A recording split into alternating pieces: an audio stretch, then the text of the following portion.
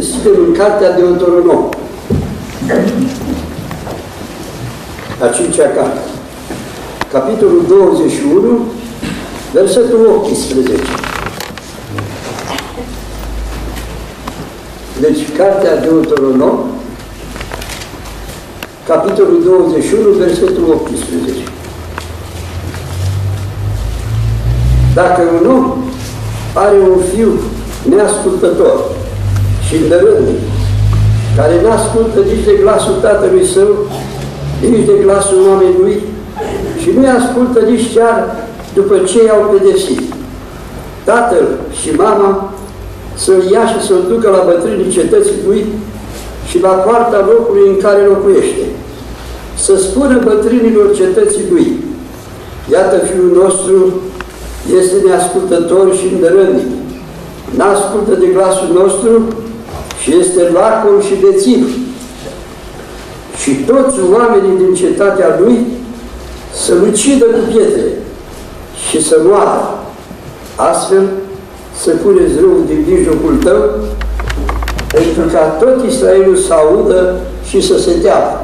Și de Evanghelia după Luca, în capitolul 15, de la versetul 18. Deci Luca 15, versetul 18.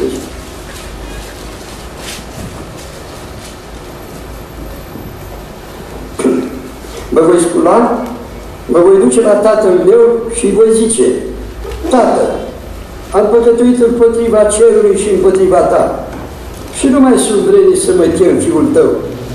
Fă-mă ca pe unul din argații tăi. Și s-a sculat și a plecat la tatăl său. Când era încă departe, tatăl său l-a văzut și s-a făcut milă de el A alergat, a căzut pe grumazul lui și l-a sărutat mult. Fiul i-a zis: Tată, am păcătuit împotriva cerului și împotriva ta. Nu mai sunt vrednic să mă chem fiul tău. Dar tatăl a zis robilor săi: aduceți repede haina cea mai bună și îmbrăcați-l cu ea. Puneți-l în el în dege și încălțăminte în picioare. Aduceți vițelul cel îngrășat și tăiați-l, să mâncăm și să ne veselim, căci acest fiu al meu era mort și a înviat, era pierdut și a fost găsit, și au început să se veselească. Am citit aceste două locuri unde se vede doi fii neascultători. Unul din Vechiul Testament și unul din Noul Testament. Și am văzut deosebirea, cât de mare este unul față de celălalt. În legea Vechiului Testament, un copil care n-a ascultat de părinți, n-a ascultat de tatăl său, de mama sa, chiar după ce îl pedepsea și era un bețiv și un dărătic, legea îi obliga pe acești părinți să-și ia copilul și să-l ducă la bătrânii cetății și ce să facă? Să-l ucidă și să-l omoare cu pietre. Ce de bandare grozavă! Ce va fi fost pe fiul ăla când într-una din diminețe tatăl și mama l-au luat: haide, hai cu noi! Pe unde mă duci, tată? Acolo unde e hotărât de Dumnezeu în lege, la bătrâni. Mă duci, tată, să mă omoare. N-am ce-ți face, tată. Legea, dacă nu iau măsura asta, mă condamnă pe mine, ca să stârpească nelegiuirea care era în popor. Și pleca acest copil, acest tânăr, care îl crescuseră tatăl său și mama sa, pleca cu el unde? La moarte. Vine și spune bătrânilor: uite, am adus acest copil, e neascultător și îndărătnic și bețiv. Și bătrânii cetății trebuia să vină toți, să ia pietre, să arunce în el și să-l omoare. Ce deosebire mare este între un fiu al legii Vechiului Testament și între un fiu al Harului lui Dumnezeu. Partea a doua pe care am citit-o ne arată despre acest fiu care a plecat de la tatăl său. Avea un tată bogat și o viață grozav de fericită. Și n-a mai vrut să mai stea la tată. Fiul ăsta n-a mai vrut. Și a spus: tată, dă-mi partea de avere ce mi se cuvine. I-a dat averea și a plecat. Păi de ce-o fi plecat? Dacă avea la tatăl său pâine, robii din belșug, avea tot ce îi trebuie, de ce trebuia să plece? Înțeleg dacă avea un tată rău, dacă avea un tată care îl persecuta, dacă avea un tată bogat și plin de bunătate. De ce a plecat? El a plecat pentru că nu i-a plăcut să mai stea în casa tatălui său.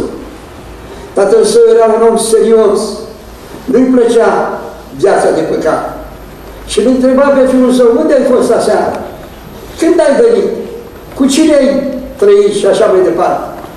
Și el vrea să se ducă undeva departe, într-o țară departe, să nu mai vază pe tatăl său, să nu mai vază pe mama sa, să trăiască fericit.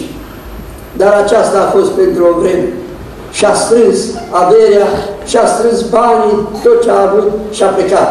Ca un fiu fericit. Acum mă duc departe, tata nu mă mai vede, mama nu mai mă strigă, trăiesc de capul meu. Iată că ce se întâmplă.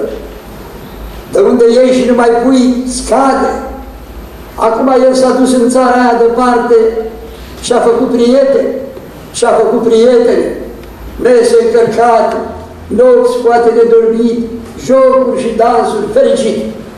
Acolo unde e bani, găsești destui prieteni, găsești destule prieteni. Dar azi așa, mâine așa, buzunarul s-a subțiat și nu mai încărca mesele ca altă dată. Mai puțin, mai puțin. Prietenii și prietenele îl părăsea de la o zi la alta. La un moment dat, spune că a cheltuit totul. N-a rămas nimic în buzunar. Dar niciun prieten și nici o prieten n-a venit, hai mă să îți dăm și ție de mâncare și de băutură, că și tu ne-ai dat. Nu, nici nu mai vedea, nici nu mai cunoștea. S-a terminat banii, s-a terminat prietenia. Ce să fac? Stomacul cerea, buzunarul goale, hainele sau ce să fac? Să mă duc să muncesc undeva. Da, dar tatăl tău n-ai muncit. Dacă te duci să calsezi de muncă, să duce la un patron, domnule, n-ai nevoie de un om să lucrezi aici, n-am nevoie. Să duce la altul, să duce la altul, n-avea locurile ocupate. În cele de urmă găsește la unul. Domnule, zice, am un loc, dacă vrei să accepti, să păzești porții. Păi câți bani îmi dai? Nu se discută problema banilor. Ce salariu? Nu se discută problema asta. Păi ce să fac? Nici roșcoviile care le mâncă porcii nu le ai suficient. Vai de mine, nenorocitul, mor aici. Când mizeria l-a terminat, când omul a terminat totul, a cheltuit totul. Biților, chii aceștia, al cărui nume nu-l găsim aici, suntem noi, fiecare dintre noi. Am avut un tată bogat și plin de dragoste și am plecat de acolo de la el. Nu ne place să stăm în casa tatălui nostru, să ne ceară socoteală Dumnezeu ce face, să trăim de capul nostru, să ne ducem viața și să ne distrăm viața. Dar asta nu e o distracție, nu e o petrecere și o petrecanie. Dar omul acesta s-a gândit acum, ce să fac? Am să mă întorc la tatăl meu, dar nu mai privi tatăl meu pe mine. Dar am să-i spun lui tatăl meu un cuvânt, tată, am venit înapoi. Și nu mai am dreptul, nu mai am dorința să mă mai chem fiul tău, să nu mai îmi dai haina aia lungă pe care o avea fii, să mă primești, tată, ca un rob, ca un slujitor și sunt fericit în casa ta, am pâine și tot ce-mi trebuie. Dar auziți dumneavoastră, când era încă departe, tatăl său l-a văzut. De unde l-a văzut? Din casă? Din sufragerie? Din bucătărie? De unde l-a văzut pe fiul lui pe când era departe? De când fiul a plecat de acasă, tatăl n-a mai avut liniște și pace. Ușa nu s-a mai încuiat, lumina nu s-a mai stins în casă, iar la masă când mânca, de multe ori rămânea cu lingura în mână. Și fiul cel mare va fi zis, mănâncă, tată, lasă pe stricatul ăla care și-a cheltuit averea cu femeie. Mănâncă, tată, păi eu nu sunt nimic în fața ta. Și va fi zis fiul, aici scurt, tată, tu nu ești tată, tu nu ești decât un fiu, tu nu știi ce însemnează dorul de fiu, pentru că eu sunt tatăl, e din trupul meu și nu pot să mănânc. Și stătea la poartă, se uita în sus și în jos, și pe când se uita departe, zărește un om venind agale pe drum. Dacă ar fi fiul meu, dar fiul meu a murit, s-a dus, s-a pierdut, nu mai știu de el. Dacă ar fi fiul meu. Și treptat, treptat și el s-a apropiat de poartă, tatăl său recunoaște că e fiul lui, străințos, murdar, despărat, plin de mizerie. Și tatăl său aleargă la el și cade pe gurmazul lui. Și el îmbrățișează pe tatăl său și spune, tată, să nu mai mă primești, fiul tău, ți-am pus pe obrazul tău o pată urâtă, să mă primești ca un rob, tată, sunt mulțumit să fiu ca un rob în casa ta. Iar tatăl dă ordine și spune, aduceți repede acum, urgent, aduceți haina aia cea mai bună, care am păstrat-o în garderoba aceea. Și nu numai atât, tăiați vițelul la cel mai gras vițel și faceți o masă mare și lungă și să veniți toți aceia care aveți plăcere, să simțiți la bucuria mea, întâlnirea mea cu fiul meu. Dragul meu, tatăl acesta, n-a ținut cont că este neascultător. Nu l-a întrebat nicio vorbă, unde mă banii care i-ai luat? Munca mea, sudoarea mea, nu l-a întrebat nicio vorbă. Puneți-i încălțăminte în picioare, că i-a desculți, picioarele crăpate, pune și în el în degete, unde a luat că lucrul ăsta este chiar așa, și s-au bucurat. Și se întâmplă însă bucuria aceasta. N-a fost și pentru fratele lui. Și când aude că vine de la câmp și vede muzică, vede jocuri, vede bucurie, ce mă, ce s-a întâmplat? Mă, tatăl tău a primit pe fratele tău cu bine și a pregătit o masă mare, a tăiat vițelul la glasul pe care îl știi tu. Cum? A făcut tatăl meu cu un destrăbălat ca ăsta care și-a risipit averea. Nici nu vreau să stea de vorbă cu el. Și tatăl iese afară, hai fiule, hai și tu la masă, umple-ți inima de bucurie, dacă ești și tu alături de fratele tău, că destui ani am stat și am suferit și m-am uitat în calea lui, nu pot ca să nu îl primesc cu bucurie. El răspunde niște cuvinte urâte, nu intru în casă. Dragul meu, ce tată minunat! A fost undeva într-o închisoare, tot așa, un fiu neascultător. Și intrând acolo la închisoare, urma să fie condamnat la moarte. Și scrie o scrisoare: dacă tată vrei să vii, să mai mă vezi, să vii în data de cutare unde voi fi judecat și condamnat la moarte. Când a primit tatăl scrisoarea, i-a străpuls inima, pentru că era tatăl și fiul rupt din trupul lui. Și a doua zi dimineața a și plecat să ducă la închisoare, să vadă cât trebuie să plătească ca să fie scăpat de la moarte. Fiul se scoală dimineața și zice: n-a venit tata, acum ăștia vine, mă ia și mă condamnă și mor. Și nu-i mai vezi odată ochii lui tata. I-am pus pe obrazul lui o pată urâtă și murdară.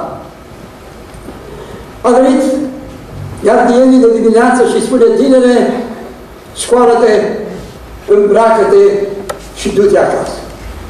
Domnule, dumneavoastră iubiți, dumneavoastră vorbiți serios? Da. Scoală-te, îmbracă-te și du-te acasă. Ești grațiat, ești eliberat.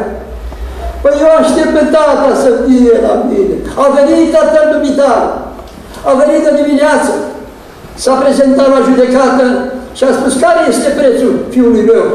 Moarte. Am să mor eu, domnule, pentru el. El e tânăr, să duc acasă, să-și ducă viața. Merg eu și vor pentru el. Dacă accepti, dai o declarație și a fost condamnat prin spânzurătoare. Tatăl dumitale a murit și mi-a spus să te duci acasă, să nu mai faci ce ai făcut, să trăiești viața demnă de societate. El a plătit în locul dumitale. Ce tată bun moare pentru fiul lui. Iar un alt fiu tot neascultător n-a vrut să asculte nici de părinți și nici de Dumnezeu și a plecat în lume să-și ducă viața. Într-o noapte acolo, la un mare salon de dans, se supără și se ceartă cu un prieten al lui, scoate cuțitul, îl împlântă în spirare și îl omoară și cade jos. Și sângele sare pe hainele lui. Și autoritățile imediat a venit să-l prindă, să-l aresteze. El fuge. Unde se ducă? Acolo în oraș avea un frate credincios. Și se duce repede la el la miezul nopții și strigă puternic: fratele meu, scapă-mă, scapă-mă, fratele meu! Ce ai făcut? Am omorât! Deschide ușa, autoritățile era pe urma lui. Și fratele lui îi spune: dezbracă hainele, dezbracă hainele și ia hainele astea și le îmbracă cu ele, un costum de haine noi, îmbracă-te cu ele. Autoritățile au venit și când îl vede pe fratele lui cu hainele pline de sânge, îi spune: dumneata, ești criminalul, în numele legii ești arestat. El n-a spus că este sau nu este. Hainele era dovada mărturiei că este ucigaș. L-a luat pe fratele lui și el a rămas în casa lui. Când merge acolo, hotărârea judecății era ca el să fie condamnat la moarte prin spânzurătoare pentru uciderea pe care a făcut-o. Și fratele lui cere voie judecătorului să-l lase să scrie câteva rânduri fratelui său. Și scrie câteva rânduri. Dragul meu frate, află că în momentul când citești aceste rânduri, Trupul meu este bătut de vânt în spânzurătoare în locul tău și pentru tine. Ce doresc? Ca hainele pe care ți le-am dat, să le păstrezi mereu curate, să nu le mai murdărești de sânge ca pe celelalte, al tău frate care moare pentru tine. Acesta când citește scrisoarea, ca un disperat, se duce la judecată și spune: Domnule judecător, nu este ucigașul, eu sunt ucigașul, eu l-am omorât, nu ne interesează, noi nu omorâm doi în locul unuia. El a declarat prin hainele murdare de sânge și a murit în locul dumitare. Dumneata ești liber, e slobă. Dragul meu, Domnul Iisus Hristos a dezbrăcat hainele Lui și a îmbrăcat hainele noastre pline de sânge, hainele noastre pline de păcate și a mers în fața judecătorului și a spus cuvinte ca acestea: dacă mă căutați pe mine, lăsați pe acesta să se ducă. Și au plecat toți și a rămas el în locul meu și al dumitale. Ce faci cu ele? Ce faci cu păcatul dacă îl mai ai asupra dumitale? Ce faci cu acest Mântuitor de care am auzit mai înainte, care și-a dat viața pentru noi? Cum răspunzi când te vei prezenta în fața judecății lui Dumnezeu și te va întreba: ai auzit ce am făcut eu pentru tine? Ai auzit care a fost prețul care l-am plătit? Am auzit, Doamne. De ce nu m-ai primit ca Mântuitor? Mi-a plăcut viața, mi-a plăcut păcatul, n-am vrut să ascult de tine și de voia ta. Acum tu ai ceva de făcut. Du-te de la mine, blestematule, în focul cel veșnic. De acolo nu mai te întorci înapoi, nu mai e scăpare. Dacă Domnul Iisus te-a alungat, că și tu și eu l-am alungat de atâtea ori. Ce Dumnezeu mare și bun, care a putut să se despartă de Fiul Lui și să-L lase să moară pe crucea Golgoții. Avram s-a dus cu Fiul Lui, dar a venit cu el viu înapoi, pentru că acolo a găsit un berbece care a fost străpuns și omorât în locul Lui. Dumnezeu n-a mai coborât de pe dealul Golgota cu Fiul Lui, a rămas acolo pe cruce dezbrăcat. Și prorocul vine și spune: o, voi care treceți pe lângă mine, priviți și vedeți de este vreo durere ca durerea mea, ca durerea cu care m-a lovit Domnul în ziua mâniei Lui. Dumnezeu s-a mâniat pe Domnul Iisus Hristos și l-a pedepsit pentru mine și pentru dumneata. Fiul Lui de care auzim că este cuvântul lui Dumnezeu s-a pedepsit, a întors fața de la El și l-a lăsat acolo și El a strigat cu răbnete puternice: Dumnezeul meu, pentru ce m-ai părăsit? Dumnezeu Tatăl lui răspunde, ca să răspundem noi astăzi: Doamne, te-a părăsit pe tine, Dumnezeu Tatăl, ca să nu mai mă părăsească pe mine, să mă zbulgă pe mine din iad și să mă treacă de partea Lui și să fiu fericit. Avem un Mântuitor așa de scump, avem un Tată așa de bun care este Dumnezeul nostru, care nu ne-a scurtat Fiul vieții când l-am înjurat pe Dumnezeu, nu ne-a secat limba în gură când l-am blestemat. El ne-a tot suferit, ne-a tot așteptat, până când a venit momentul să-L primim, dacă l-am primit. Iar în cazul că nu l-am primit, în cazul că stăm și mai departe nepăsători, n-avem altă șansă decât să ne alegem soarta nenorocită pentru veci de veci. Ce este acolo în iad? Unii nepăsători zice: lasă să ajung eu în iad, o să văd acolo. Ce ai să vezi, dragul meu? Ai să vezi în iad plânsul și sprijinirea dinților. Oamenii vor plânge până nu are ochi, până nu are lacrimi, până nu are păr în cap, dar totul este în zadar. Astăzi este momentul. Dumnezeu Harului a îngăduit să fii aici și să iei această hotărâre serioasă: Doamne, vreau să te primesc ca Mântuitor, mi-ajunge viața care am trăit-o și să plec acasă cu tine fericit. Se întâmplă două fenomene. Ce se întâmplă? Când un suflet se hotărăște pentru Domnul Iisus, în cer este mare bucurie. Așa spune. Tot așa se bucură și îngerii din cer când un suflet primește pe Domnul Iisus. Dar în ea de mare tulburare, ne spune cuvântul lui Dumnezeu că primește demonii cei mici ordini să nu-i lăsați în pace. Dacă s-au hotărât să te primească ca Mântuitor, duceți-vă după ei, întorceți-i înapoi, să nu-i lăsați să stea liniștiți. De pierde somnul dacă nu face pe cineva să cadă. Acesta este vrăjmașul sufletelor noastre. Dar noi care avem pe Mântuitorul, să întoarcem spatele acestui drăjban și să spunem, nici nu vreau să aud de tine. Eu vreau să aud de acela care a murit pentru mine, care a plătit datoria înaintea dreptății lui Dumnezeu. Binecuvântarea lui Dumnezeu va veni peste toți aceia, tineri și tinere, care considerați că în viața dumneavoastră aveți un viitor fericit. Viitorul fericit fără Domnul Iisus e pustiu. Viitorul fericit fără Domnul Iisus e goală după vânt, e moarte și pezare. Viitorul fericit este aceea care l-au primit pe Domnul Iisus ca Mântuitor. Satan vine și spune, mă, ți-ai închis viața de tânăr, mă. Nu mi-am închis viața și de acum de-abia am deschis-o ca să-L primesc pe Domnul Iisus. Domnul Iisus este aici prezent. El trece pe la fiecare dintre noi. Cei care l-am primit bine și ne aduce mesajul acesta, fii credincios până la moarte. Iar cei ce nu l-au primit, vine și le spune, deschide inima, lasă-mă să intru în inima ta, nu-ți iau nimic, decât îți iau inima plină de păcate și îți dau o inimă nouă. Domnul Iisus face transplant de inimă. El ia inima noastră păcătoasă de carne și de piatră și ne dă o inimă de carne care să-L primim pe El. Dacă este cineva care încă n-a primit pe Domnul Iisus, să nu plece de aici și să-L primească, că este în mare bucurie în cer, mare tulburare în ea, dar Satan a pierdut. El e biruitul. Domnul Iisus l-a biruit pe cruce, acolo i-a zdrobit capul. Și dacă și astăzi suflete care stau nepăsătoare, este momentul acum să trecem de partea Domnului Iisus și să-L privim ca stăpân și mântuitor. Era o femeie bătrână care avea o noră credincioasă. Și nora aceasta îi spunea, mamă, primește pe Domnul Iisus. De câte ori venea la ea, citea un cuvânt, ea ieșea afară, nu vrea să asculte. Ea îi cânta o cântare, două și așa mai departe. Cel mai mare rău simt când viu în casa ta, când citești de cartea asta, nu poți să o aud. Și când cântările acelea. Această femeie a venit timpul să plece de pe pământ. De neașteptat, primește vestea nora ei că soacra dumitare a căzut jos și a murit și s-a dus în vecini.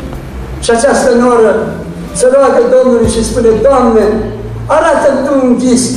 Ce este cu soacra mea? Unde este și cum este? Și Dumnezeu i-a arătat un vis. Era într-o groapă mare, unde acolo erau oameni cu fel de scule care o rogea și ea țipa și se uita. Și a avut un dialog cu ea, mamă, soacră, cum ai ajuns aici? Mamă, într-o zi a fost rău și am plecat de acasă să mă duc la doctor și mergând pe drum s-a răsnis drumul. O groapă în fața mea, am scăpat de groapă și de atunci nu mai știu nimic. Mă găsesc aici, mamă. Ce să-i spui băiatului dumitale? Să-i spui, mamă, să se pocăiască, să se întoarcă la Dumnezeu, să nu mai stea nepăsător. Dar dacă ai mai venit înapoi de acolo, ce-ai face? Nimic n-aș face, mamă, decât m-aș întoarce la Domnul Iisus, l-aș lua ca mântuitor. Dar nu mai vin de aici, aici sunt pentru totdeauna. Dragul meu, care încă n-ai această siguranță, ținând cont că viața e scurtă, ținând cont că viața este trecătoare, fără acest început astăzi, aruncă-te în brațele Domnului Iisus, așa cum a fost atâția care l-au primit pe Domnul Iisus ca mântuitor. Un om a plecat la adunare cu nevasta lui, cu trăsură, era un om bogat, și a auzit este Evanghelie și îndemnul care s-a dat acolo să se întoarcă la Dumnezeu. Și omul ăsta a spus, Domnule, am să mă întorc la Dumnezeu precis, dar nu astăzi, mâine. Am niște probleme de rezolvat. Și-a plecat acasă cu trăsura cu nevasta lui. Mergând pe drum, la o pătitură de drum, cai s-a speriat și a aruncat într-o prăpastie. Și el a mai putut să zică, draga mea nevastă, acel nenorocit de mâine m-a aruncat în ea. Ea n-a avut nimic și el și-a terminat călătoria. Ce a folosit? Dumnezeu te cheamă, îți întinde mâna salvatoare să vii să-L primești. Dacă respingi, mâna cea bună lui Dumnezeu te va costa, dar nu te va costa un an și 1000 și pentru veci de veci nu vei mai ieși de acolo și vei fi cu Satan. Domnul să ne ajute să facem alegerea cea mai bună, să primim pe Domnul Iisus ca mântuitor și să fim cu El și aici pe pământ câte zile va îngădui El și dincolo pentru veci de veci cu aceia care s-au dus înaintea voastră și se bucură. Ei știe ce facem noi azi. Toți care au plecat acolo știe că astăzi este adunat, știe că suntem aici, știe ce se vorbește. Noi nu știm ce e acolo, știm că e bucurie, dar ei știe. Domnul să ne ajute să înțelegem voia Lui și să primim ca Mântuitor. Amin. Amin.